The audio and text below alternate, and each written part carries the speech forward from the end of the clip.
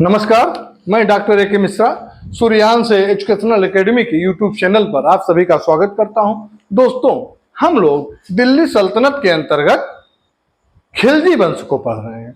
खिलजी वंश में हम लोगों ने जलालुद्दीन फिरोज खिलजी को पढ़ा, साथ ही साथ उसके भतीजे जिन्होंने 1296 ईस्वी में कड़ा मानिकपुर में अपने चाचा जलालुद्दीन फिरोज खिलजी से मिलते समय धोखे से हत्या करके वहीं करामानिकपुर में ही अपने को सुल्तान घोषित कर लिया था, उसके बारे में हम लोगों ने चर्चा करा। साथ ही साथ हम लोगों ने उसके मंत्रिमंडल के बारे में भी विस्तृत चर्चा करी थी। ठीक है, अब देखेंगे, हम लोगों ने देखा था कि दिल्ली सल्तनत को चलाने के लिए अलाउद्दीन खिलजी ने जो मंत्री परिषद का गठन करा था, चाहे दीवाने वजारत रहा हो, चाहे दीवाने इंसा रहा हो, चाहे दीवाने आरिज रहा हो, चाहे दीवाने रसातल रहा हो, चाहे आरिजे मुमालिक रहा हो, या साथ ही साथ आप देखेंगे कि बाजार के अलाउद्दीन ने जो बाजार नियंत्रण अधिकारी नियुक्त किया था, उसमें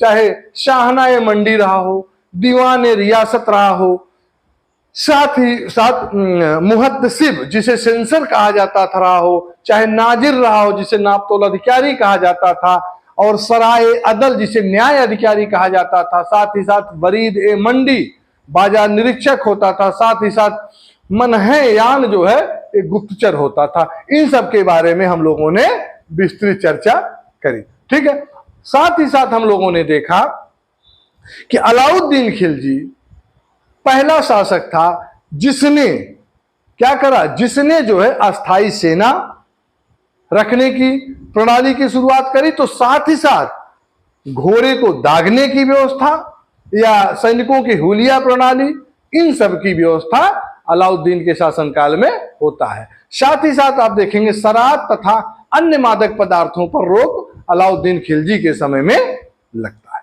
ठीक है, और आप देखेंगे कि अलाउद्दीन खिलजी एक घोड़े पर, अगर कोई सैनिक एक घोड़ा रखा है तो उसको 134 रुपए दिया 134 टका दिया जाता था, और अगर किसी ने 2 घोड़ा रखा है तो उसे 134 रुपए के अलावा 134 टंका के अलावा 78 टंका एक्स्ट्रा दिया जाता था। ठीक है, इन सब के बारे में हम लोगों ने चर्चा करी। साथ ही साथ हम लोगों ने करा था वहां जो विश्वा प्रणाली, जमीन को नापने के लिए विश्वा प्रणाली थी जो आज भी अपने यहाँ है, वहां जो है गृह कर भी लिया जाता था और चारागाह कर भी लिया जाता था। गृह कर को हम लोग घड़ी के रूप में, वो लोग घड़ी के रूप में ले लेते थे, और चरागाह कर को वो लोग चरी के रूप में वसूल करते थे। साथ ही साथ हमने बताया था कि राजस्व एकत्र करने के लिए एक अधिकारी नियुक्त किया जाता, क्या नाम था, मुस्तक राज नामक अधिकारी की नियुक्ति हुई थी। ठीक है, इन सब के बारे में हम लोगों ने विस्तृत चर्चा करी थी। फिर हम लोगों ने देखा था कि युद्ध में लूट, खम्स, ये कई बार परीक्षा में पूछा गया है। खम्स जो है राज्य की आय का सबसे महत्वपूर्ण स्रोत हो गया था।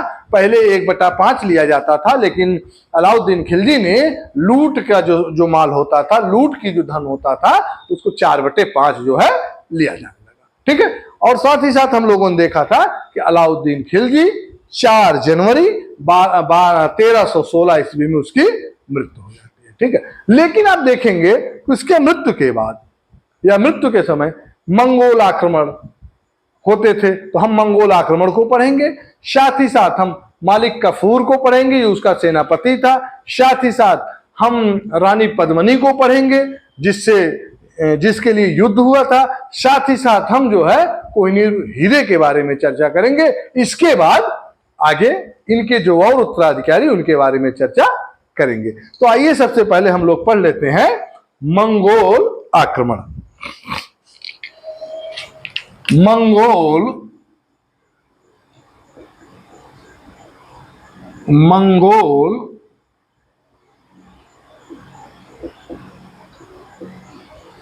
आक्रमण। अब देखेंगे कि फिरोज खिलजी के समय में मंगोल नेता कौन है, हलाकू। कौन है, हलाकू। मंगोल नेता हलाकू हैं। इन्हें हलामू भी कहा जाता था। इन्हें जो है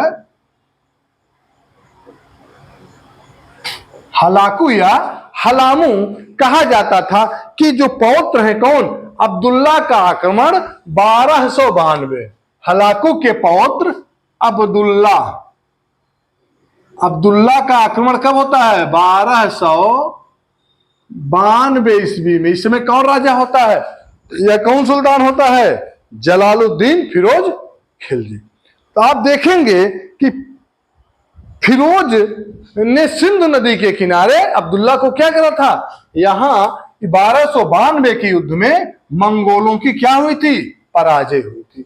मंगोलों की पराजय हुई थी। किसने पराजित किया था, जलालुद्दीन फिरोज खिलजी द्वारा।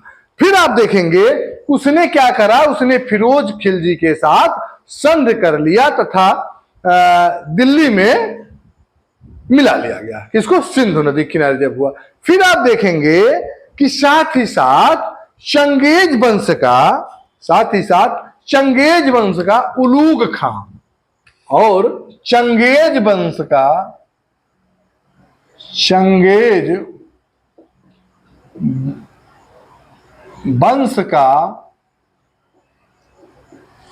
उलूग खां, ये जो चंगेज वंश का उलूग खां है, इसके साथ जो है अपनी पुत्री का विवाह कर दिया गया। कौन किया, फिरोज खिलजी ने कर दिया था। उलूग जो है कि 4000 समर्थकों ने, उलूग के 4000 समर्थक जो थे क्या करे, इस्लाम स्वीकार कर लिए। ये जो है इस्लाम धर्म को स्वीकार कर लिया तथा नवीन मुस्लिम के रूप में विख्यात हुए। वह दिल्ली के मुगलपुर में बस गए। कहां, दिल्ली के मुगलपुर में क्या करे, बस गए। ठीक है। आप देखेंगे वर्तमान में यह स्थल जो मुगलपुर था, वर्तमान में किस नाम से है, मंगोलपुरी। वर्तमान में मंगोलपुरी के नाम से है। किस नाम से है, मंगोलपुरी के नाम से। मंगोल, दिल्ली में वर्तमान में मंगोलपुरी के नाम से ये प्रसिद्ध है। ठीक है। फिर आप देखेंगे मालिक कफूर को, फिर हम लोग मालिक कफूर को पढ़ेंगे। ठीक है। ये तो मंगोलों का आक्रमण हम लोगों ने देख लिया क्या हुआ। अब हम पढ़ेंगे मालिक कफूर। मालिक या कहीं कहीं मलिक है, काफूर। ये कौन है, ये अलाउद्दीन खिलजी का, अलाउद्दीन खिलजी का क्या है, महान सेनापति है। और इसको जो है क्या कहा जाता था, इसको मलिक काफूर को 1000 दिनारी भी कहा जाता है। क्यों, क्योंकि शाइस्ता खां के समय या शाइस्ता खां ने मलिक काफूर को 1000 दिनार में खरीदा था। ठीक है। आप देखेंगे खंभात बंदरगाह के आक्रमण के दौरान ही, खंभात बंदरगाह के आक्रमण के दौरान ही, कौन, खंभात बंदरगाह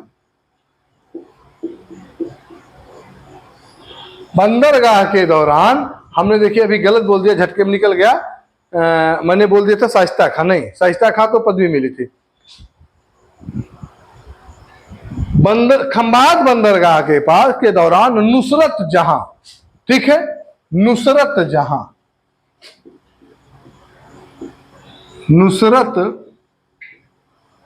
जहां जो है एक हिंदू हिजड़ा दास के रूप में प्राप्त हुआ था। हिंदू हिजड़ा हिंदू हिजड़ा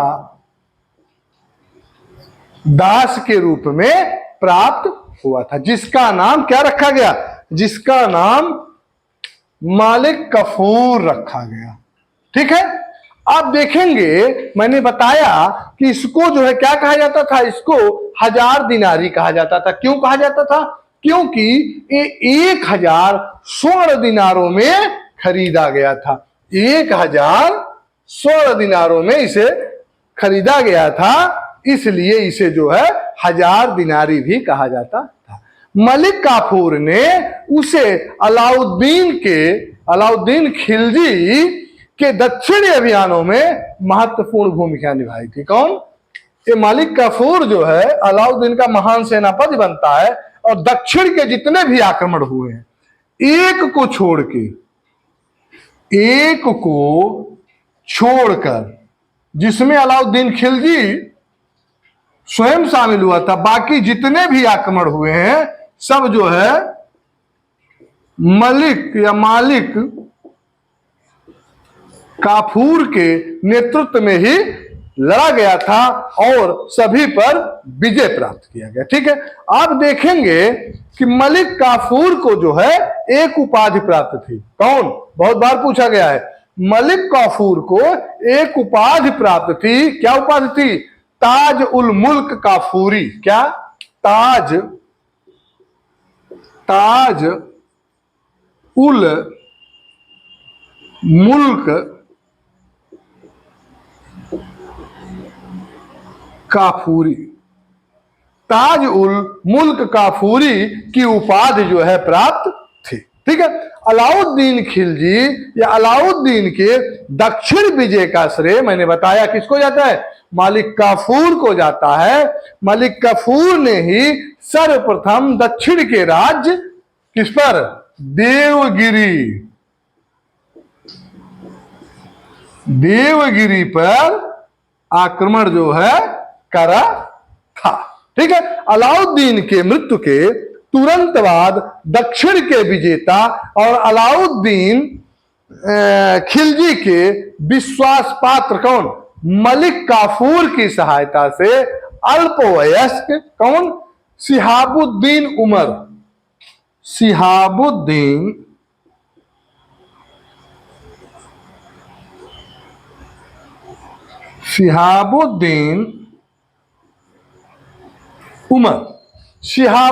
उमर क्या करता है, शिहाबुद्दीन उमर दिल्ली की गद्दी पर बैठ जाता है। ठीक है, आप देखेंगे कि जब दिल्ली की गद्दी पर बैठ जाता है तो उसका राज्यारोहण जो है एक षड्यंत्र का क्या है, परिणाम है। किसका, शिहाबुद्दीन उमर का। ठीक है, शिहाबुद्दीन उमर का जो है, देखिए हमने शिवा लिख दिया है, शिहाबुद्दीन। ठीक है, शिहाबुद्दीन उमर का जो ये राज्यारोहण था क्या था, एक जो है षड्यंत्र का परिणाम था, जिसका नेतृत्व कौन किया, जिसका नेतृत्व स्वयं जो है मलिक काफूर ने किया था। आप देखेंगे कि 1314 ईस्वी में वृद्ध सुल्तान अलाउद्दीन खिलजी की बीमारी का समाचार जब प्राप्त होता है तो क्या करता है, वह जो है देवगिरी से दिल्ली चला जाता है। कौन, मालिक काफूर, वह जो है देवगिरी से दिल्ली चला जाता है। आप देखेंगे कि अलाउद्दीन ने खिज्र खां को क्या करा था, राजगद्दी से वंचित कर दिया था। ठीक है, जबकि आप देखेंगे कि राजा कर्ण की पुत्री देवल देवी से शादी किसकी होती, राजकुमार खिज्र से करवाता है, लेकिन यहां उसे राजगद्दी से वंचित करता है। शिहाबुद्दीन उमर को अपना उत्तराधिकारी नियुक्त कर देता है। कौन, अलाउद्दीन खिलजी। ठीक है, अलाउद्दीन खिलजी जो है शिहाबुद्दीन उमर को अपना उत्तराधिकारी नियुक्त कर देता है। तत्पश्चात आप देखेंगे उसे वृद्ध सुल्तान को भी जहर देकर मार डाला। ठीक है। उसकी मृत्यु के पश्चात जनवरी 1316 ईस्वी में उमर को नया सुल्तान बना दिया तथा मलिक कफूर क्या हुआ, उसका संरक्षक बन गया। ठीक है। शिहाबुद्दीन उमर सुल्तान बनता है और ऐसा कहा जाता है कि अलाउद्दीन खिलजी को जहर देकर अगर किसी ने मरवाया था तो मालिक कफूर ने ही मरवाया था। ठीक है। मालिक कफूर जो है क्या करता है, शिहाबुद्दीन उमर को क्या बनाता है, सुल्तान बनाता है। खुद क्या बनता है, खुद जो है संरक्षक बनकर बैठ जाता है। ठीक है। आप देखेंगे कि खिज्र खां व सादी खां ये दो लोग थे जिन्हें जो है पहले ही क्या किया गया था, पहले ही गिरफ्तार किया जा चुका था। उनकी आंखें ग्वालियर के किले में निकालकर उन्हें अंधा बना दिया गया था। अलाउद्दीन के तीसरे पुत्र कौन, मुबारक खां को भी गिरफ्तार कर लिया गया था। और आप देखेंगे कि ये सब किसके नेतृत्व में हो रहा है, सब मलिक काफूर के नेतृत्व में हो रहा है। आप देखेंगे कि अपने सैनिकों को मुबारक खां की आंखें फोड़ने के लिए भेजा कौन, मलिक काफूर। लेकिन आप देखेंगे परंतु उसने इन सैनिकों को अपने पक्ष में मिलाकर क्या करा, मलिक काफूर की हत्या करवा दी। किसने, मुबारक खान ने। ठीक है। मुबारक खां क्या करता है, इसको अंधा करवाने के लिए मलिक काफूर अपने सैनिकों को भेजता है। लेकिन इसके सैनिक जो है, इनके सैनिकों को मुबारक खां जो है अपने साथ मिला लेता है और इन्हीं सैनिकों से क्या करता है, इन्हीं सैनिकों से मलिक काफूर की हत्या करवा देता है। ठीक है। मलिक काफूर की हत्या हो जाती है। आप देखेंगे कि ये समग्र घटनाएं अलाउद्दीन खिलजी के मृत्यु के 1 महीने के भीतर ही घट गई। 1 महीने के भीतर ही ये समस्त घटनाएं हो गई। कौन कौन, अलाउद्दीन खिलजी को जहर देके पहले मारा गया, उसके बाद 1 ही महीने में आप देखेंगे कि उसके खिज्र खां, सादी खां को गिरफ्तार करके उनकी आंखें फोड़ दी जाती है। मुबारक खां को भी गिरफ्तार कर लिया जाता है। मुबारक खां को भी मरवाने के लिए उसको अंधा करने के लिए मलिक काफूर अपने सैनिकों को भेजता है। लेकिन उसके सैनिक को क्या करता है, मुबारक खां अपने में मिला लेता है और उन्हीं सैनिकों से मलिक काफूर की हत्या करा देती है। ठीक है। मलिक काफूर की हत्या के पश्चात आप देखेंगे कि अलाउद्दीन के जो विश्वास पात्र हैं, अलाउद्दीन के विश्वास पात्रों ने क्या करा, मुबारक खां को ही अल्पवयस्क सुल्तान का संरक्षक नियुक्त कर दिया। किसको, शिहाबुद्दीन उमर को। शिहाबुद्दीन उमर जो हैं इनका संरक्षक किसके नियुक्त कर दिया, मुबारक खां को। ठीक है। मुबारक खां इसके संरक्षक हो जाते हैं। फिर अब हम लोग थोड़ा सा देख लेते हैं रानी पद्मिनी की कहानी, जो अभी 2018 में बहुत चर्चा में थी। उसके बारे में हम लोग थोड़ा सा चर्चा कर लेते हैं। ठीक है। आप देखेंगे कि रानी पद्मिनी की जो कथा है, पद्मिनी की कथा का मुख्य आधार 1540 ईस्वी में, कितना, 1540 ईस्वी में एक कवि हैं मलिक मोहम्मद जायसी। कौन, मलिक मोहम्मद जायसी। इनके द्वारा रचित एक रचना है, उसका नाम है पद्मावत। क्या है,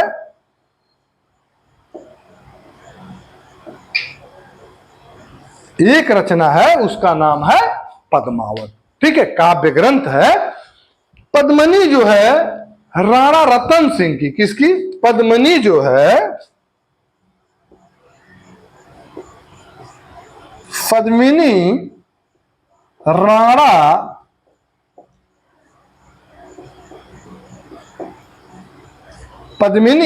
राणा रतन सिंह गहलोत या गुहिलौत,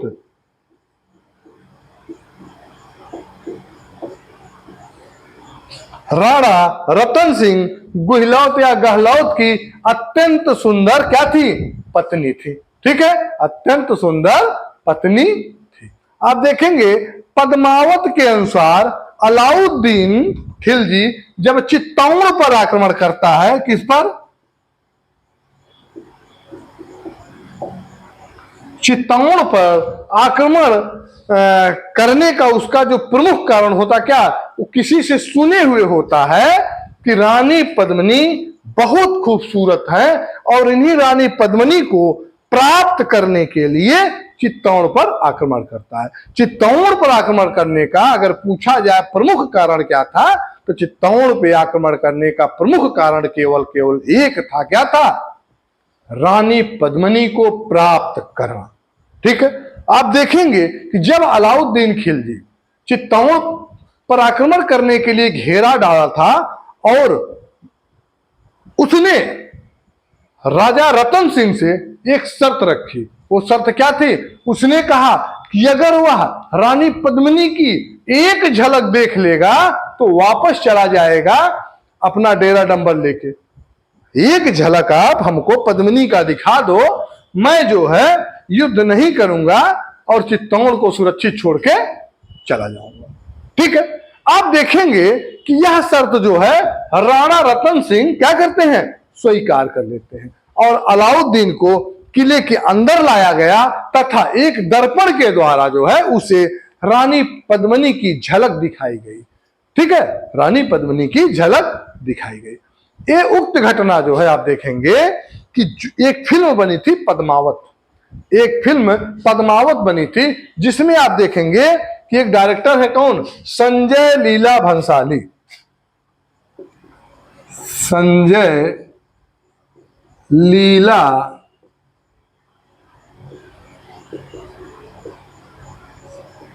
संजय लीला भंसाली द्वारा निर्मित फिल्म पद्मावती जो है का प्रदर्शन कब हुआ था? मैंने बताया 2018 ईस्वी में। ठीक है, अब हम लोग देखेंगे थोड़ा सा कोहिनूर हीरे का इतिहास। कोहिनूर हीरे का इतिहास हम लोगों ने अभी तक क्या क्या देखा? मंगोल आक्रमण देखा, हलाकू या मलाकू को पढ़ा, अब्दुल्ला खां को पढ़ा, चंगेज खां का जो पौत्र था। ठीक है, इसके बाद हम लोगों ने मालिक काफूर को पढ़ा, इसके बाद हम लोगों ने पद्मावती को पढ़ा या पद्मिनी को पढ़ा। अब हम लोग थोड़ा सा कोहिनूर हीरे का इतिहास जान लेते हैं। ठीक है, कोहिनूर हीरे का इतिहास। ठीक है, अब आप देखेंगे कि जो कोहिनूर हीरा है इसका जो है सर्वप्रथम इसका उल्लेख अलाउद्दीन खिलजी के समय में मिलता है। कहां? कोहिनूर हीरे का सर्वप्रथम उल्लेख कहां मिलता है? अलाउद्दीन खिलजी के समय में। अलाउद्दीन खिलजी के समय में। ठीक है, अलाउद्दीन खिलजी के समय में सर्वप्रथम कोहिनूर हीरे का उल्लेख मिलता है। जब आप देखेंगे जब तेलंगाना के शासक प्रताप रुद्रदेव, कौन? तेलंगाना के शासक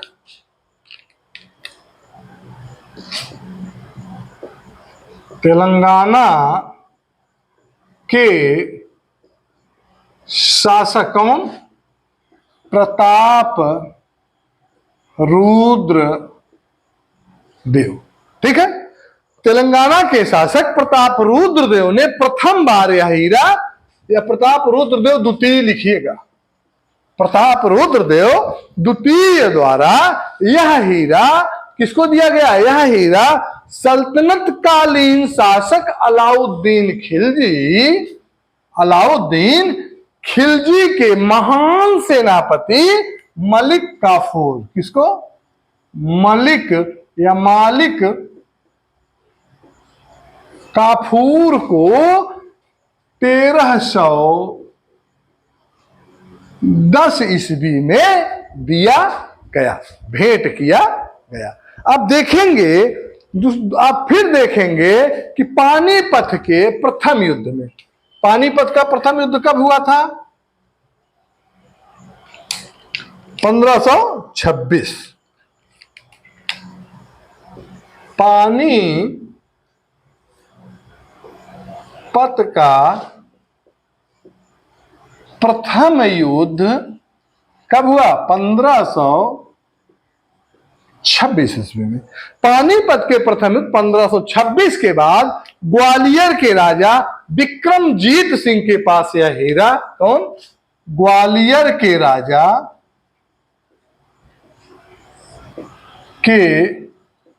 राजा कौन? विक्रमजीत सिंह। विक्रमजीत सिंह, ग्वालियर के राजा विक्रमजीत सिंह से यह हीरा किसको मिला? विक्रमजीत सिंह से यह हीरा हुमायूं को मिला।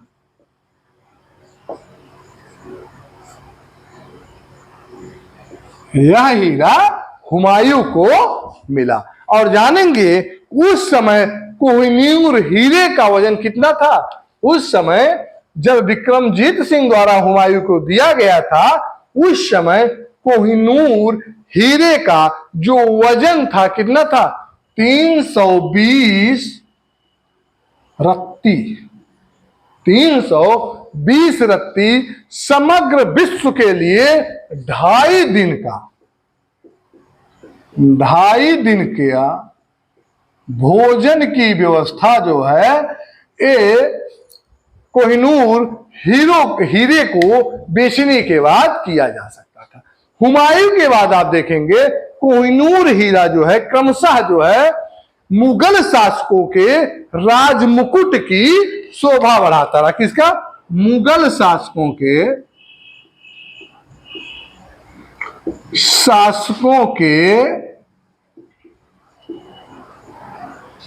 राजमुकुट की क्या करा? शोभा बढ़ाता रहा। ठीक है। आप देखेंगे कि 1739 ईस्वी में, 1739 ईस्वी में मुगल शासक मुहम्मद शाह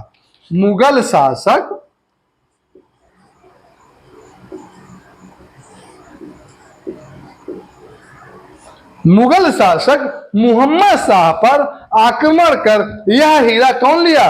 मुहम्मद शाह पर आक्रमण कर यह हीरा क्या? ईरान का नेपोलियन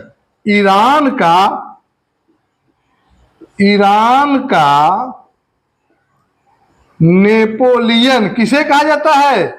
ईरान का नेपोलियन नादिर शाह को कहा जाता है। किसे? नादिर शाह ने लूट लिया। नादिर शाह ने लूट लिया। ठीक है। किस? इस हीरो को कब? 1739 ईस्वी में। आप देखेंगे कि 1739 ईस्वी के बाद जब ये नादिर शाह के पास चला जाता है तो आप देखेंगे कि नादिर शाह के बाद आप देखेंगे कि नादिर शाह की मृत्यु के बाद यह हीरा अहमद शाह अब्दाली, कौन? अहमद शाह अब्दाली का अधिकार हो गया इस हीरे पर। नादिर शाह के पास कोहिनूर हीरे पर किसका अधिकार हुआ? अहमद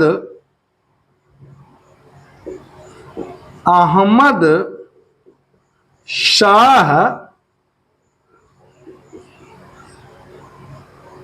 अब्दाली, अहमद शाह अब्दाली का उस पर अधिकार हो गया। फिर क्या हुआ? फिर उसके पुत्र कौन? अहमद शाह अब्दाली के पुत्र कौन हुए? शाह सूजा। फिर जो इस पे शाह सूजा का क्या हुआ? अधिकार हो जाता है। ठीक है। फिर आप देखेंगे कि 1809 ईस्वी में, 1809 ईस्वी में के लगभग यह जो कोहिनूर हीरा है यह अफगानिस्तान के शासक शाह सूजा ने किसको भेंट किया? अफगानिस्तान के शासक शाह सूजा ने इसको महाराणा रणजीत सिंह, किसको? महाराणा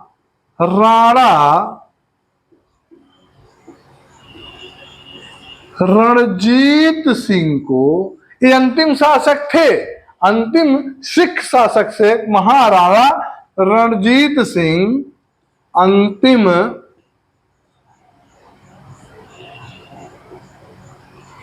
सिख शासक को शाह सूजा द्वारा क्या किया गया?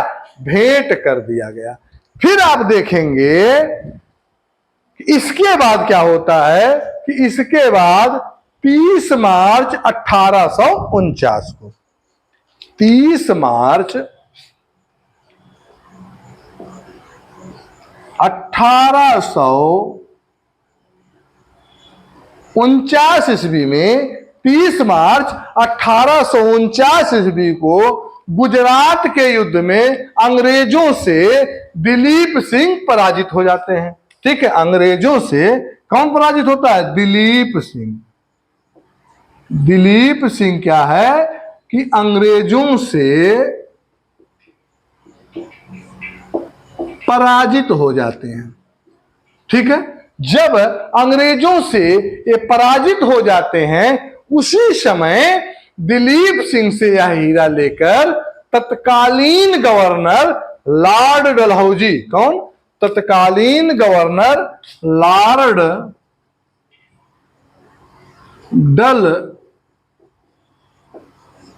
तत्कालीन गवर्नर लॉर्ड डलहौजी ने क्या करा? तत्कालीन महारानी को भेंट कर दिया। आप देखेंगे तब से यह हीरा, जो अब वर्तमान में 3 टुकड़ों में विभाजित है, वर्तमान में 3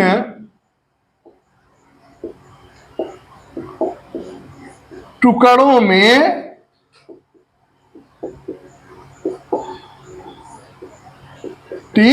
में विभाजित है, जिसमें से आप देखेंगे कि जो प्रथम टुकड़ा है यह जो है ब्रिटिश म्यूजियम में है। इसका जो है प्रथम जो टुकड़ा है, प्रथम टुकड़ा कहां है?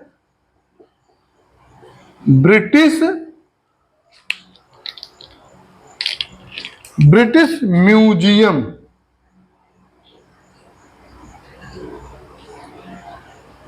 और द्वितीय टुकड़ा जो है, द्वितीय टुकड़ा, द्वितीय व तृतीय, ठीक है, द्वितीय व तृतीय टुकड़ा कहां है? यह जो है आज भी महारानी ब्रिटेन की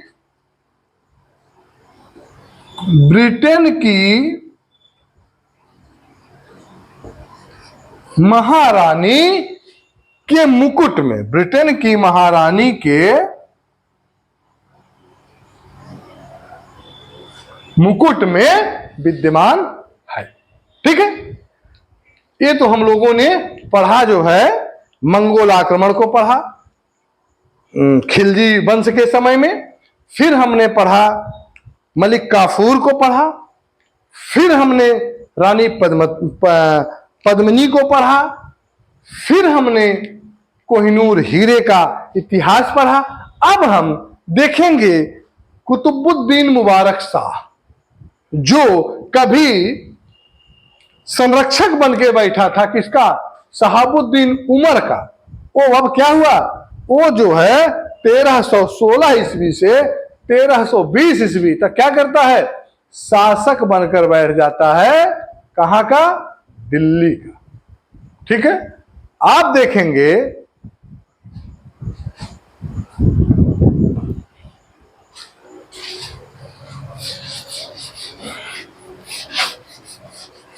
कुतुबुद्दीन मुबारक शाह को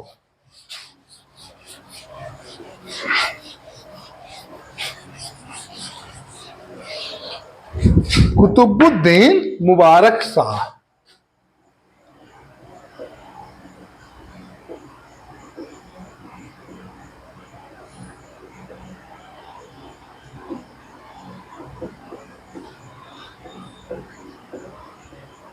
कुतुबुद्दीन मुबारक शाह 1316 ईस्वी से 1320 ईस्वी। ठीक है, अब देखेंगे कि मुबारक शाह, यही कुतुबुद्दीन मुबारक शाह है। मुबारक शाह जो है 2 महीने तक क्या करता है, 2 महीने तक उमर का क्या रहता है, संरक्षक।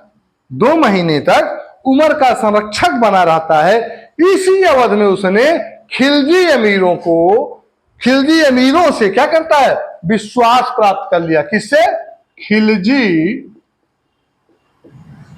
अमीर जो थे, खिलजी अमीर का क्या करता है,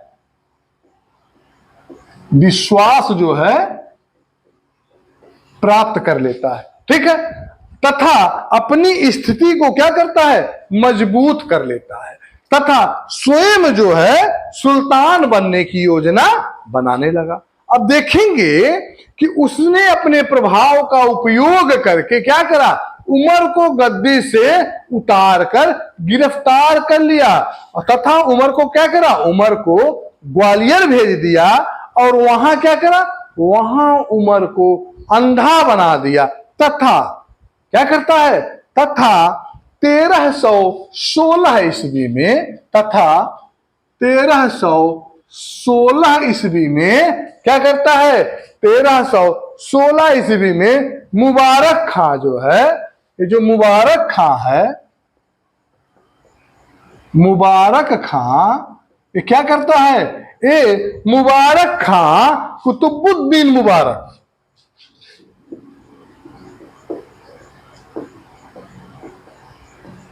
मुबारक खां कुतुबुद्दीन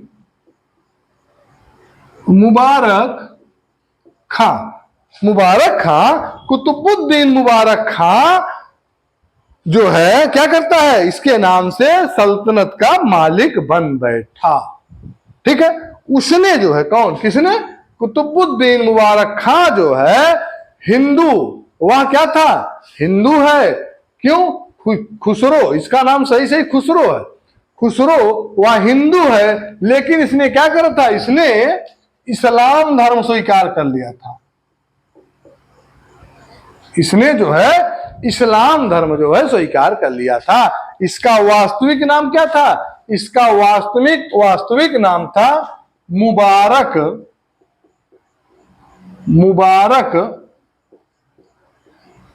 हसन। इसका वास्तविक नाम मुबारक हसन था। ठीक है, सुल्तान ने इससे प्रभावित होकर इसका नाम, इसे एक उपाधि दिया था। कौन सी, इसको मुबारक हसन को एक उपाधि दिया था,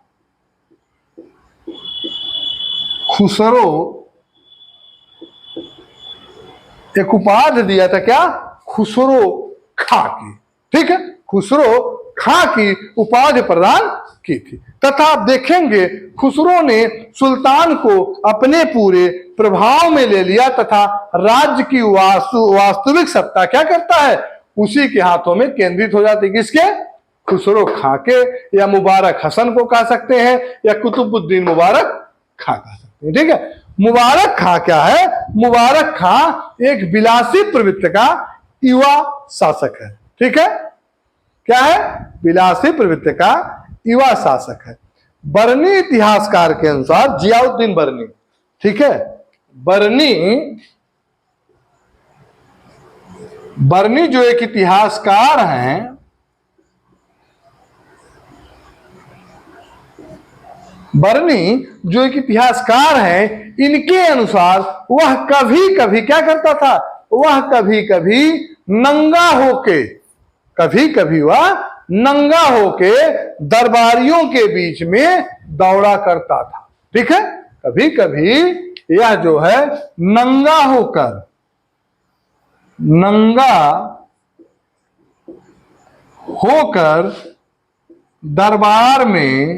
दरबारियों के बीच में क्या करता था, दौड़ा करता था। ठीक है, मुबारक शाह जो है सूफी संत शेख निजामुद्दीन औलिया, सूफी संत शेख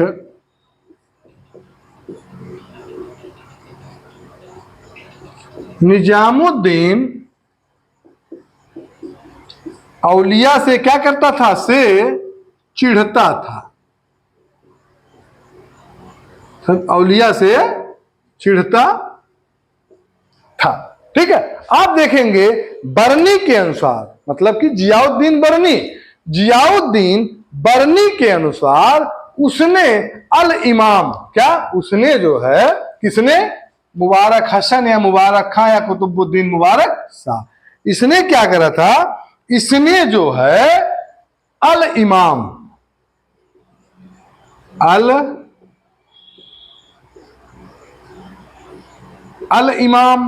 अल इमाम के साथ ही साथ उल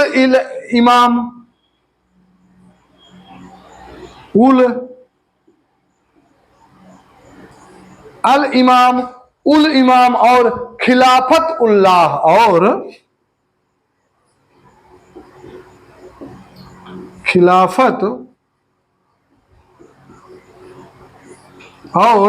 खिलाफत उल्लाह अल इमाम उल इमाम खिलाफत उल्लाह की जो है उपाधि धारण करी थी। आप देखेंगे खुसरो खां ने सुल्तान बनने के लालच में उसके विरुद्ध क्या है? षड्यंत्र रचा। और आप देखेंगे जो तारीख मुबारक शाही जो जियाउद्दीन बरनी के उसके लेखक हैं, उनके अनुसार सुल्तान कुतुबुद्दीन मुबारक शाह का खुसरो खां ने, मतलब कि कुतुबुद्दीन मुबारक खां का जो है खुसरो खां, ये खुसरो खां ना जिसको उपाधि मिली थी, ये नहीं। दूसरा, खुसरो खां क्या करता है? खुसरो खां 26 अप्रैल 1320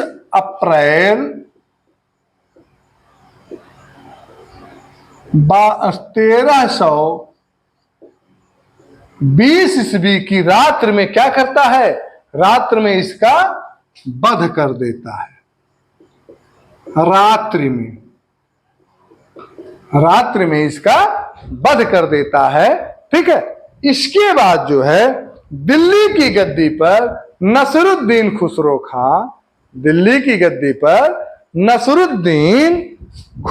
खां क्या करता है? शासक बनता है। ठीक है। नसीरुद्दीन खुसरो खां, ठीक है, नसीरुद्दीन खुसरो खां, क्योंकि कुतुबुद्दीन मुबारक शाह के पश्चात दिल्ली का सिंहासन रिक्त हो जाता है। अलाउद्दीन के चारों पुत्र क्या है? पहले उनकी हत्या की जा होती है, शेष बचे पुत्रों की भी हत्या कर दी गई। अब आप जान लीजिए कि सभी दरबारियों पर दबाव डलवाकर या डालकर अथवा उसके समर्थन से खुसरो स्वयं सुल्तान बन बैठा तथा उसका नाम खुतबे में पढ़ा गया। उसने अपने नाम के सिक्के भी डलवाए। ठीक है। साथ ही साथ आप देखेंगे उसने जो है पैगंबर के सेनापति की उपाधि धारण करी। उसके शत्रुओं ने उसके विरुद्ध जो है इस्लाम का शत्रु व इस्लाम खतरे में है, इसका नारा दिया। ठीक है। इस्लाम का शत्रु और इस्लाम खतरे में है, इसका नारा दिया था। ठीक है। आप देखेंगे कि उसी के समय में गाजी मलिक तुगलक जो दीपालपुर का सूबेदार है, अनेक अमीरों के साथ लेकर खुसरो शाह के विरुद्ध क्या करता है? कूच कर देता है। 5 सितंबर 1320 ईस्वी को गाजी मलिक तुगलक तथा खुसरो शाह के मध्य एक युद्ध होता है, जिसमें खुसरो खां पराजित होता है। आप देखेंगे फिर 8 सितंबर 1320 ईस्वी को अमीरों और सरदारों की सहमति से गाजी जो मलिक है, ये गयासुद्दीन तुगलक शाह के नाम से दिल्ली के सिंहासन पर बैठ जाता है। इस प्रकार आप देखेंगे कि महान खिलजी वंश का जो है पतन और तुगलक वंश का उदय कब होता है? 1320 ईस्वी में होता है। वह गयासुद्दीन तुगलक के नाम से सिंहासन पर बैठता है। ठीक है, तो अब हम लोग नेक्स्ट वीडियो में तुगलक वंश को पढ़ेंगे। ठीक है, तुगलक वंश को हम लोग पढ़ेंगे, इस पे विस्तृत चर्चा करेंगे। बस आज इतना ही। आप लोगों से निवेदन है कि मेरे इस वीडियो को अधिक से अधिक शेयर करिए, सब्सक्राइब करिए, लाइक करिए, लोगों तक इस कंटेंट को पहुंचाइए, जिससे कि आने वाली प्रतियोगी परीक्षाओं में लोग इससे लाभान्वित हो सकें। इन्हीं शब्दों के साथ नमस्कार।